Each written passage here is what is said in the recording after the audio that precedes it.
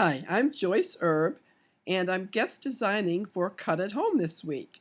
Today we're going to be making this card using the Tim Holtz Bird Crazy stamps and the coordinating dies, along with the Crazy Things stamps and dies. Don't they look like fun? I stamp using a stamp positioner. I put the cardstock as watercolor cardstock, Canson 90 pound, in the corner, and I make sure it's tight in the corner, and we're only going to stamp one image for now. I position the stamp on the paper where I want it. I would also add any other stamps. You can stamp more than one at a time. I will be off camera. I will be stamping some accessories from the Crazy Things set. Next, I close the lid and give it some good pressure to make sure that the stamp attaches to the lid. And then I open the lid and I ink it using VersaFine ink. The reason I'm using VersaFine is that it's waterproof. Since I'm going to be watercoloring, I don't want my ink to move. These mini pads are great for using on these stamps. So now I just close the lid, give it a good bit of pressure, and I actually use my elbow to press well, and open the lid, and I've got the impression. Now, I happen to have gotten a great impression the first time, but sometimes on watercolor paper, if it's really textured, you don't get a real good impression.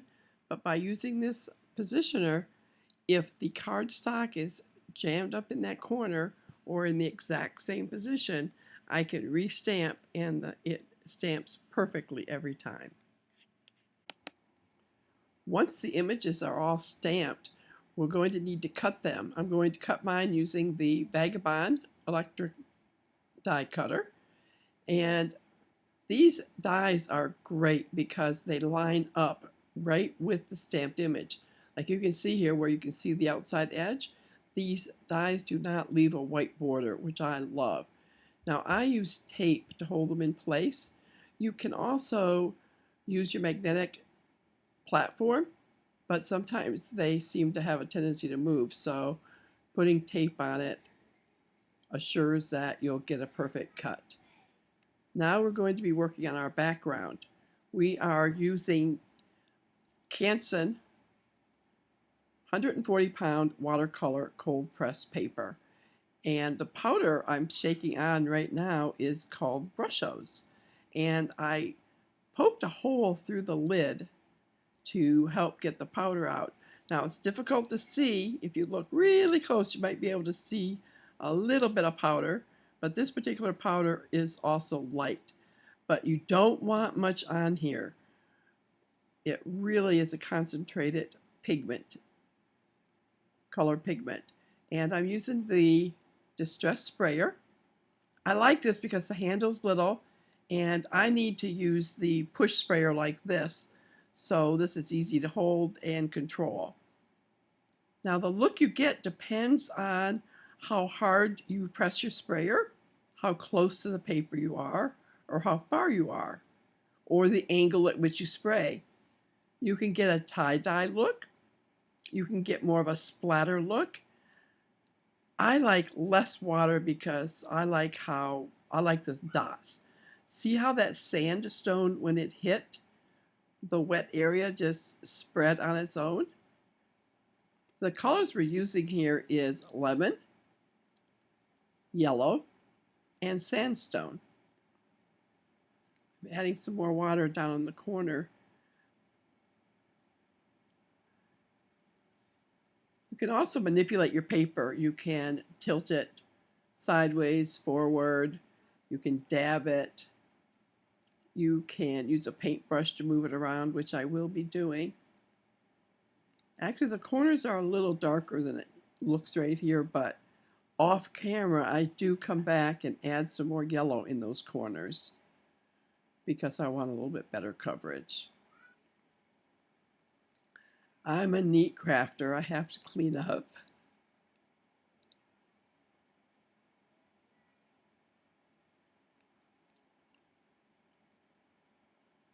Now I'm just shaking some more on. You can either start dry, like I did, on a dry piece of cardstock, which is my preferred method, but you can also pre-spray your entire card, then add your powders, and you'll get the effect like you saw with the sandstone, where it just moves where it will.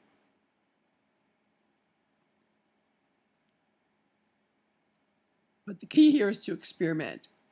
Get a couple colors and just go for it and see what you think. But you'll quickly build up a stash, because I'll tell you, this is addicting. I've tried it with laying a stencil down and then wetting it and adding my powders, and that works really well.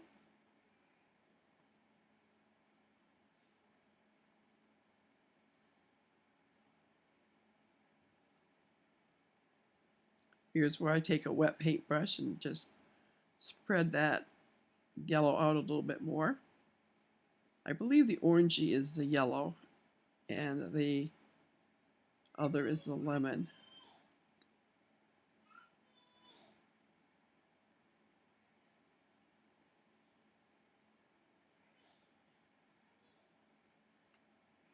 And we're going to push it aside, and I'll show you some samples real quick of other ones that I have in my stash.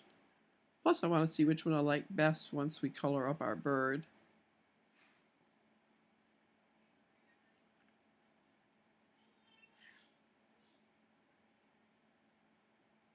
This first one is blue on the top, green on the bottom. This is more water applied.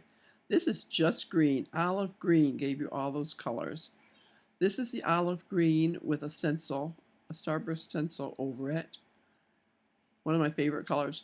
This one is less water but sprayed up higher. That's more water sprayed closer. This is on glossy paper. Actually, so is the white one. This is also glossy paper. So you can see the variety of colors you can get. So now we're going to color the bird, and I use 4 different colors of the distress markers. And I'm going to coordinate all the pieces with these 4 colors. And to color, we're using a very simple technique. And these stamps have the shading marked really well in it.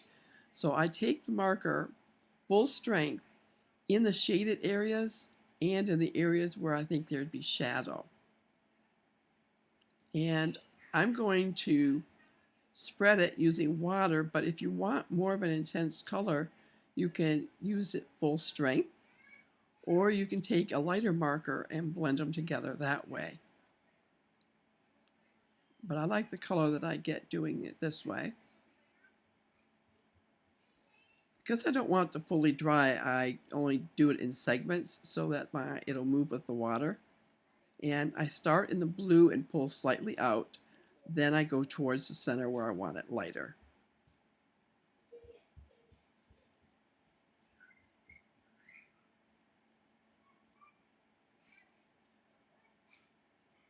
These birds are so fun.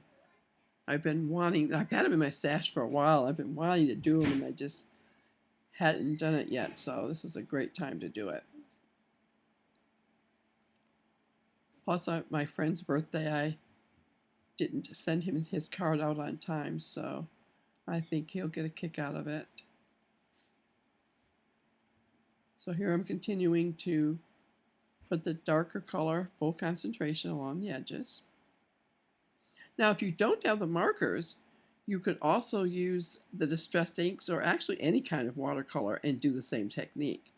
But with the distressed inks, what I do is just dab a little bit on the craft mat and use a wet brush to apply it.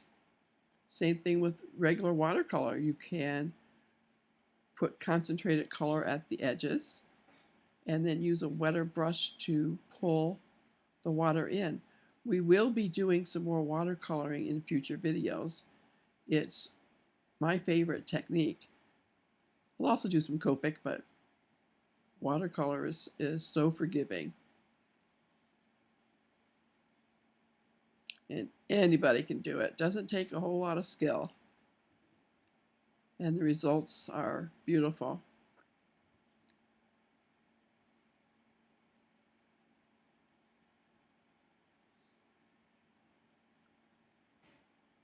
So once I get this filled in, I went back and deepened some of the shadow areas, as you can see here, and I finished coloring all the pieces. And once I'm all done, I always take the memento marker and turn it sideways and color the edges so you don't see any white edges at all. So now to decide which background I want it to use, I just do a quick trial run where I put the image on the background, and I thought that one was way too busy. I move it that one. I almost went with that one, but it wasn't enough contrast. That was the winner. I loved it. Once I decided on the background, I went ahead and I used the Distressed Edges dies from Spellbinders and cut out the background. And using Vintage Photo Distress ink, I inked the edges. Then, because my colors were all done, I laid it down and I decided what color to make my little scribble. The scribble I cut out of the Sizzix Scribbles and Splats. And a tip for cutting out these intricate dies is to use the precision cutting plate. The precision cutting plate is great. Now it only works on Sizzix machines, so it'll work on a Vagabond, and they will also work in the Big Shot, Big Kick, and in any of the die cutting machines that Sizzix makes. So I colored it the same color as in his face to help tie it all in, which is Cracked Pistachio. So once that was done, I went ahead and I did my stamping of my sentiments. I used some stamps that was in my stash, and I positioned everything where I wanted it, glued it all down, and the last finishing touch, I took a black marker and added the string for my deflated balloon. So this was really a fun project. I hope you give it a try. And for all the products used, be sure to visit Cut at Home. The links will be listed on the blog, on their blog, for all the Sizzix and Spellbinders and the Tim Holtz dies and stamps that I used. I hope you enjoyed today's project, and we'll see you again soon.